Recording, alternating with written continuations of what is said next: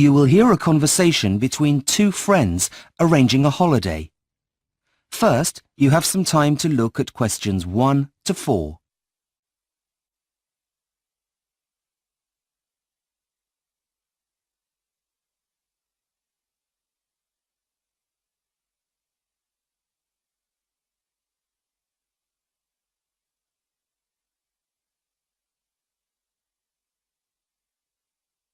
You will see that there is an example that has been done for you. On this occasion only, the conversation relating to this will be played first. Hi, Mike. It's Julie. Listen, I know you're really busy, but we need to book our travel insurance. We're leaving in a couple of days after all. Yeah, sure. I'm on my lunch break, so go ahead. The answer is on his lunch break, so A has been chosen. Now we shall begin. You should answer the questions as you listen, because you will not hear the recording a second time. Listen carefully and answer questions 1 to 4. Hi, Mike. It's Julie. Listen, I know you're really busy, but we need to book our travel insurance. We're leaving in a couple of days after all. Yeah, sure. I'm on my lunch break, so go ahead. Okay. Well, my first question is, what type of insurance do we need? I wasn't sure which to choose. Do we want the bronze, silver, gold or platinum type of policy? What's the difference? Well, the first only covers medical expenses. The second covers medical and our baggage. And the gold, all of that, plus cancellation, and the platinum covers everything, including legal expenses. Okay, well, if we're travelling in 2 days' time, we don't really need the cancellation policy, do we? What do you think? Well, personally, the only thing that's really necessary is the medical cover. Yeah, but would you think that if you had everything stolen? Yeah, maybe you're right. Let's get the gold. Sorry, don't you mean the silver? I thought we agreed that we don't need the cancellation cover. Oh, yeah, you're right. Silver it is. So, how much is that going to cost us? Well, there are 2 of us, so let's see. It's £25 for single cover and £40 for a group of up to 3 people. But there are only 2 of us. I know, but it's still cheaper than doing 2 individual policies. That would cost £50. Okay, group cover it is. Right. Now, how are we going to pay? If we pay by debit card, there'll be a 5% discount, but I only have a credit card, and there's a 2.5% charge for that. They don't have an office in central London, so we can't pay by cash. Oh, really? What a pain. Okay, well, I'll just have to use my credit card then. Oh, great. That's sorted then. What else is there? Well, you know that new expensive camera you bought and you were hoping to take some great pictures with? Yes? Well, the policy only covers equipment up to the value of £200, and didn't you say it cost £1,000? No, I bought it for $1,000. Yeah, but that's still more than £200, isn't it? Well, at the time that was around £500, but it's worth less than that now. Maybe only £300? So to cover it, you'd need to pay extra.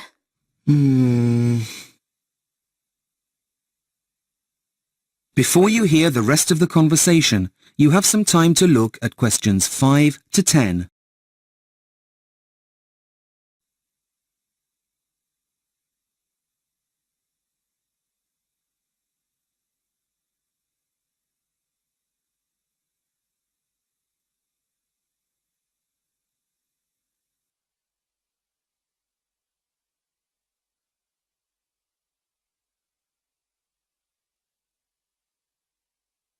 Now listen and answer questions 5 to 10. I just need to check your personal details to complete this online form, and then we'll be sorted. Okay, what do you need to know? Firstly, I need to make sure I've got your full name. It's Mike Wood, right? Yep. Right. Next, I need your address. It's 17 Hanley Gardens. Hanley spelt Hanley. Just writing that down. 17 Hanley Street. No, Gardens. Oops, my mistake. Okay, what's your date of birth? That's 230770. Right. So now I need an emergency contact number. It's your mobile, right? Yes, it's 0793 245 098. Was that 089? No, 098. Anything else? Well, they need the main policyholder. Who would that be? I think that would be you, since you're paying for it with your card. Of course. So I just type in Julie Bennett. Hang on, just typing BENNETT.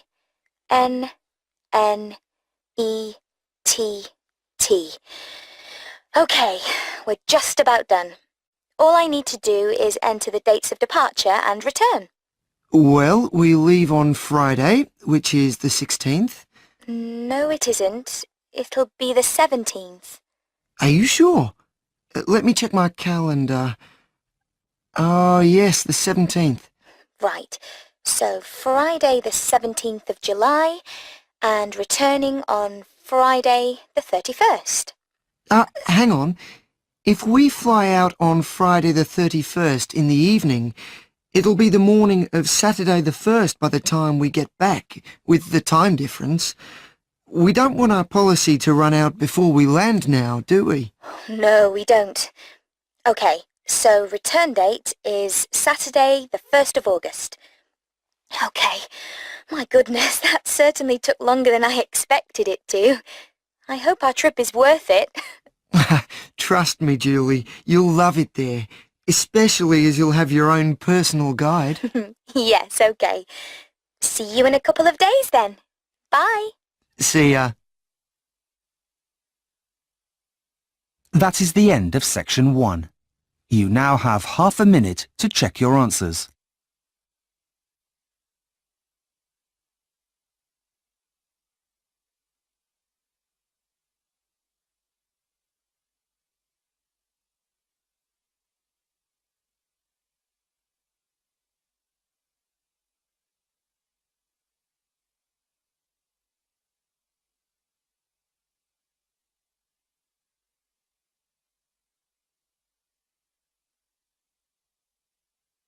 Section 2.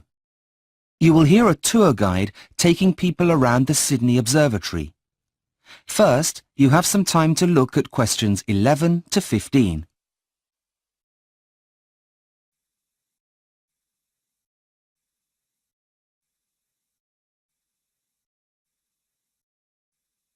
Now listen and answer questions 11 to 15. Could I have your attention, please?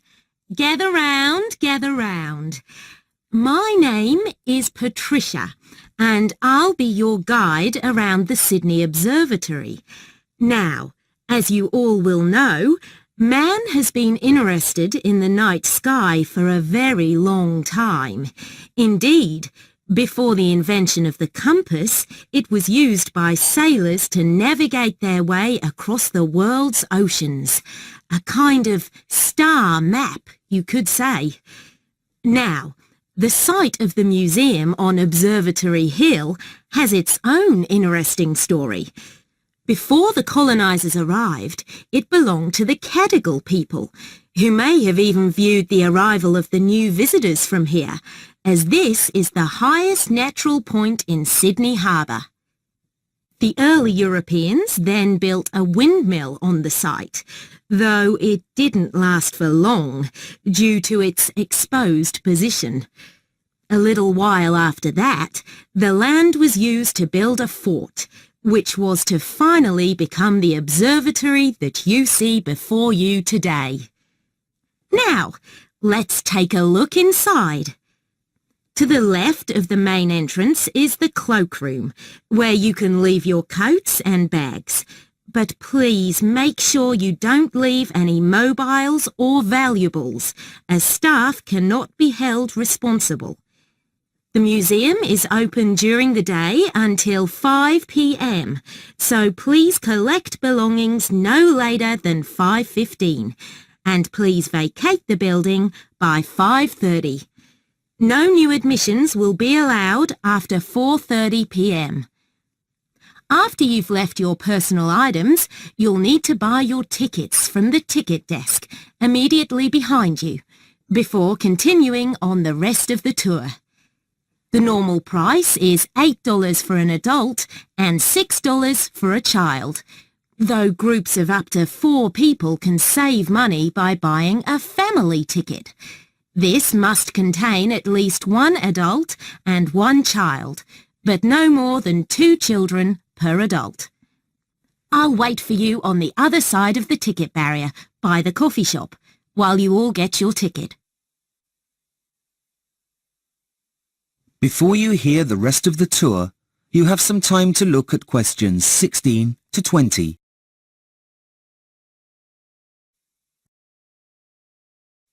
Now listen and answer questions 16 to 20. So, I hope you enjoyed the tour.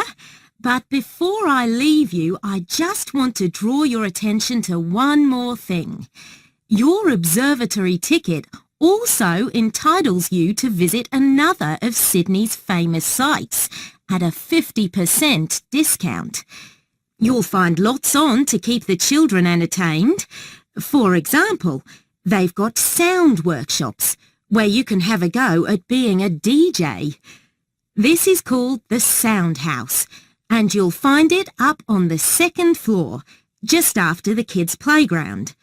Look for signs for the Vector Lab workshops if you get lost. For those of you interested in fashion and design, the Lace Study Centre should not be missed. You'll get the chance to look at one of the country's best collections all in one place. However, like most museums, only a fraction of their collections are actually on display. But in the museum's unique Discovery Centre, you can take the opportunity to go behind the scenes and see parts of the collection that are not on display. All of these attractions can be found under one roof at Sydney's famous Powerhouse Museum. I do hope you are able to go and enjoy the experience.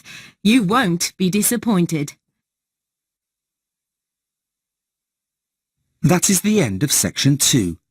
You now have half a minute to check your answers.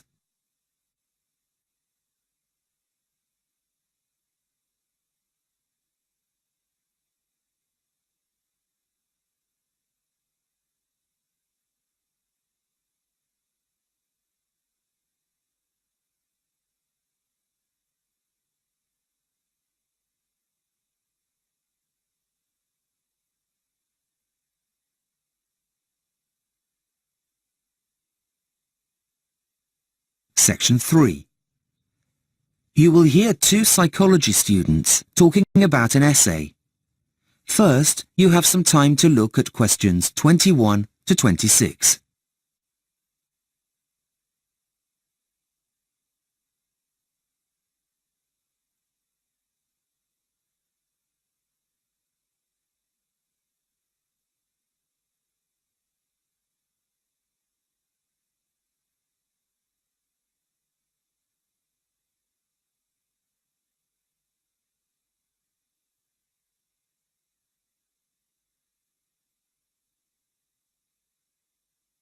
Now listen carefully and answer questions 21 to 26.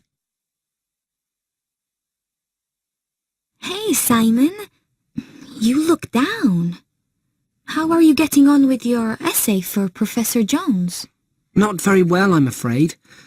I can't seem to get my head around it. I mean, it's such a wide topic that I really haven't got a clue where to start. Oh, poor you. I'm actually free now, so I can give you a hand if you like.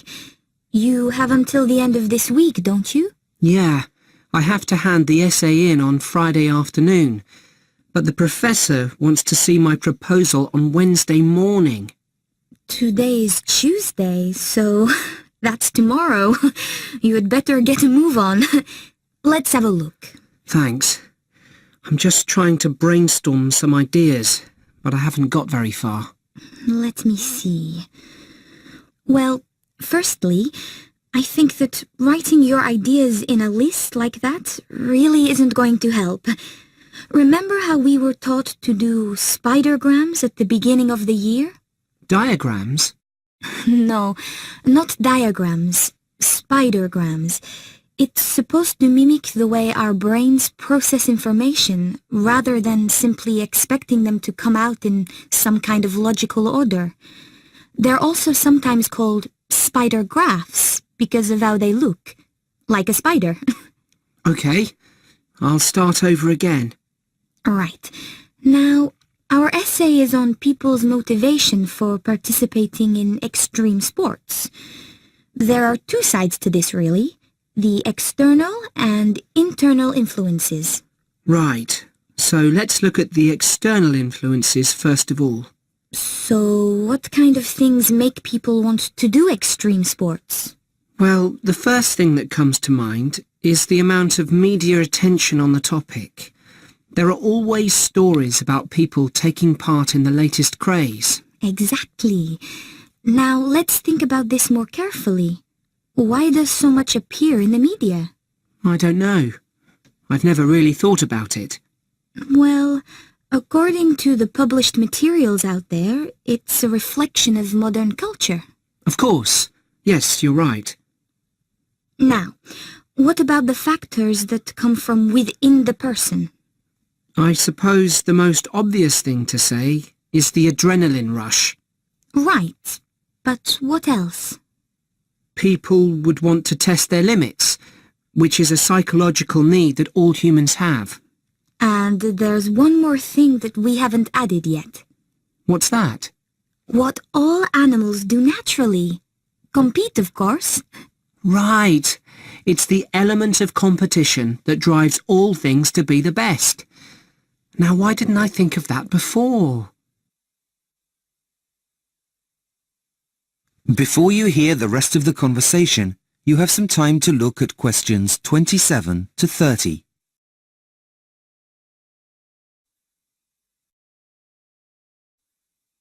Now listen and answer questions 27 to 30. How much background reading have you done on the topic? Actually, none at all. It's really bad, isn't it? But I just haven't had the time with my part-time job. I know what you mean, but honestly, it's so much easier once you've read around the topic a bit. Did you get a copy of the suggested sources? Because if not, I've got one here. No, I didn't. Thanks, that's a great help. I tell you what, you write down the main points and I'll read it out. Okay, go for it. The first one's by a guy called Hans German, and it's called Crossing Borders. It's a research project that was carried out on around 200 participants of extreme sports. It's a really interesting read. Okay, what next? The next book was written by a man called Richard Bell and is called Motivation Theories. It gives an overview of thrill-seeking and why people choose to put their lives in danger. Is it long? Yeah, it's quite weighty. Why? It's just I really don't have very long before the essay needs to be in. So, is there anything on there that would help me more quickly? Well, I did find a podcast on the topic. I didn't write down the author's name, but they are called The Mind Files. And it's also about the theories and principles, but obviously doesn't go into as much detail as in a book. That's absolutely fantastic, Therese. How can I ever repay you? Oh, I don't know. A coffee, maybe? Of course, my treat. That is the end of section 3. You now have half a minute to check your answers.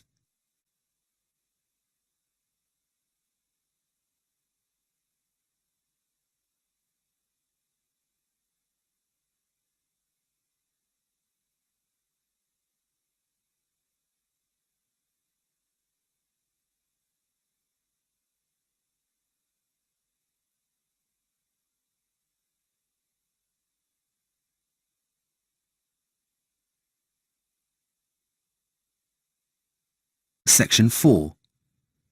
You will hear part of a lecture about conserving natural resources. First, you have some time to look at questions 31 to 40.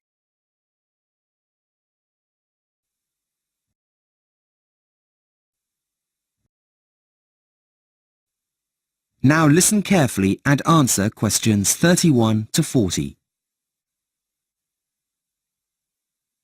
Shall we start? Right, now, where did we get to last week? That's right. We were going to begin with a look at 3 of the world's most pressing problems, what has caused them, as well as looking at some of the many possible solutions. Top of the list is air, water and soil pollution. With an ever-increasing demand for food came the increased use of chemical pesticides during the late 1960s. Now, some of you may say that this isn't the ultimate root of the problem. Overpopulation is, but you would be missing out a very important step. The increase in population didn't in itself lead to the pollution of the air, water and soil. What caused the problem in the first place was a move away from traditional farming methods, thanks to advances in technology. Ironically, the answer comes from past farming practices. Well, thankfully, the revolution has already begun. Organic farming and a respect for nature's cycles is the key to solving the problem. In second place, though inextricably linked to the first issue, is the problem of the natural resource depletion.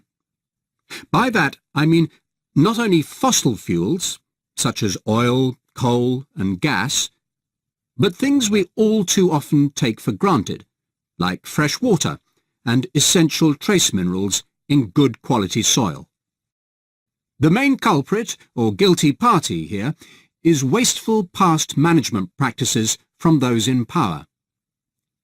Even though we knew that there were only finite supplies of traditional energy sources, we behaved like we didn't. The phrase that springs to mind is "ignorance is bliss." But what about a solution? Again, the process has already begun. We need to invest in new, less polluting technologies in our vehicles, which will also help with the first problem, and use more hydrogen technology. That is, produce car engines that run on water. That's the way forward here. Not good drinking water, of course, but saline water, which is in abundance. Finally, we come to the last problem, that of unequal wealth distribution. Every year, more and more land on the planet is owned by fewer and fewer people, which is in direct contrast to the world's growing population. And the reason for this? Quite simply, the greed and corruption of those in power, I'm afraid. The only way to solve this one, and it's a biggie, is for the countries of the world to work together in solidarity rather than against each other in isolation.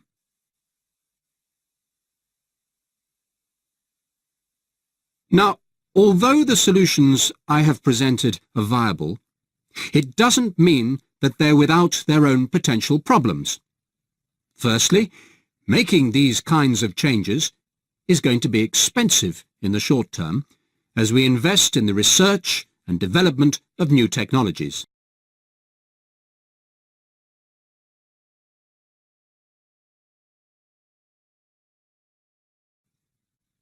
Secondly, there's also the issue of popularity.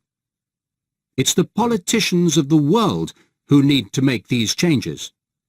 But they also need to keep their voters happy, and may be reluctant to bring in new practices that may prove unpopular among voters at election time. But the biggest and most important challenge is making the world's monetary system fairer, by making things more equal and balanced for all. This includes adopting ecological practices that benefit all, not just a company's profit sheet. We need to begin an age of corporate social responsibility. Only then can we truly move forward. That is the end of section 4. You now have half a minute to check your answers.